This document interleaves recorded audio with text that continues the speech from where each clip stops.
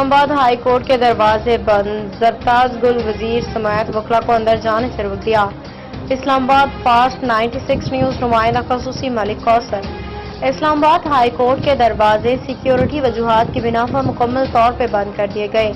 پارلیمانی رہنما محترمہ زرتاج گل وزیر سمیت وکلا اور دیگر اہم شخصیات کو عدالت میں داخلے سے روک دیا گیا۔ اسلام آباد پولیس کے اہلکاروں نے موقف اختیار کیا کہ ہمیں اوپر سے سختی سے حکم ہے کہ کسی کو اندر جانے کی اجازت نہ دی جائے۔ ہائی کورٹ کے باہر میڈیا سے گفتگو کرتے ہوئے پارلیمانی لیڈر زرتاج گل وزیر نے کہا، ہم رجیم چینج کے دوران بھی ڈٹ کے کھڑے تھے، 9 مئی کے بعد بھی ثابت قدم رہے اور 26ویں آئینی ترمیم کے موقع پہ بھی مضبوطی سے کھڑے رہے۔ آج بھی ہم عمران خان کے ساتھ اسی عزم وفاداری کے ساتھ کھڑے ہیں۔